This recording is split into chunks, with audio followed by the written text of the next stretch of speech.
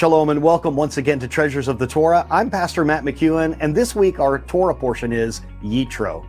Yitro is the way that we say Jethro in Hebrew, and this is, of course, Moses' father-in-law.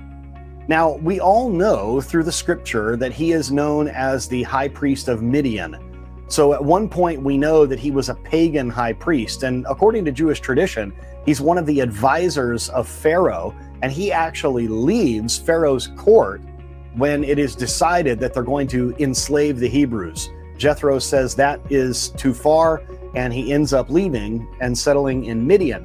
But when we look at the Hebrew of this phrase, priest of Midian, there's a hidden clue that we can see there that speaks to his personality before coming to the one true God of Israel. Now, in this week's Torah portion, I'm going to be reading out of the Kehot Chumash, which is a wonderful tool because if you come from a Christian background, you may be familiar with something called the Amplified Bible, where in line there are magnifications or explanations, words that can maybe more deeply explain what's going on, but it's not done as a footnote, it's done in line with the text. And you can see the differentiation between the actual words of the scripture and the words of this commentary. And such is the case with this particular version of the Torah.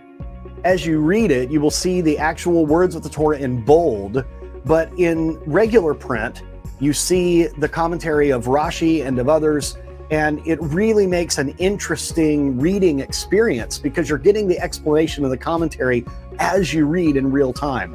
So I've really enjoyed it over the last year and a half or so that I've been studying using this particular tool. So let me read to you, starting at verse 5 of this Torah portion.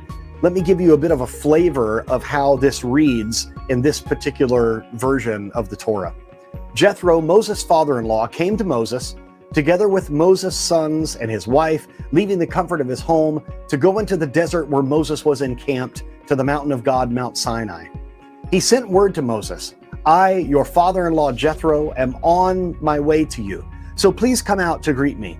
If you do not consider my being your father-in-law sufficient reason for you to honor me, please be informed that I'm also coming together with your wife. So for her sake, you should come out to greet us. If this is still not enough, know that she is coming with her two sons. Come out for their sakes. And then in verse 7, Moses went out to greet his father-in-law. When Aaron and his sons saw Moses go out, they followed him, and the rest of the people then followed suit. Jethro was thus accorded great honor. Moses prostrated himself and kissed Jethro, and they asked about each other's welfare, and they went into the tent. Now, why is this important, this greeting that happens between Jethro and Moses? Well, the commentator here says that they asked about each other's welfare. Well, isn't that what you do when you greet someone? But what's interesting is, because they're asking about each other's welfare, it means that each cares about the other's welfare. Now, in the Hebrew, when we say that he was formerly Jethro, a priest of Midian, in the Hebrew, this means a purveyor of dissension. I want to get that right. A purveyor of dissension.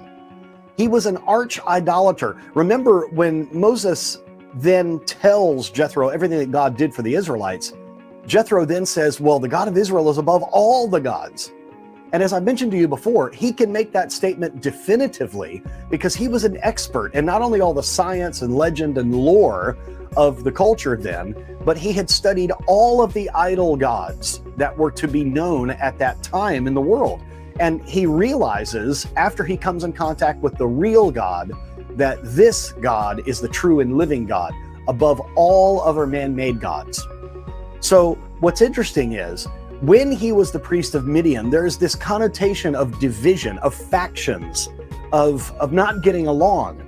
So when Jethro and Moses ask each other about their well-being, it shows a change of heart in Jethro. As it says, and this is something that we say in the synagogue every Shabbat, we sing it in the Eitz Chaim song. It says that as for the Torah, its ways are ways of pleasantness and all its paths are peace. You see, when we come to the Torah, when we surrender ourselves to the God of Israel, We no longer are interested in dissension and argument and factions and divisiveness. There's enough of that in the world already. Those of us that come to the Torah, if we're truly going to claim that we are living godly and holy lives, then we must be living lives of peace, and that means getting along with others and seeing about their welfare. That is the true mark of someone's life who has been changed. Let us not be purveyors of dissension. Let us not be people who buy and sell and do business in division. Let us be people that can be said, that people can say of us, that all of our paths are ones of peace because we are following the Torah, whose paths are peace. Thank you so much for joining me. I pray that this prompts within you perhaps the desire to make a situation right with a neighbor, a friend, or loved one, to forgive someone, or perhaps to ask forgiveness of someone. Thank you so much for joining me. Shalom.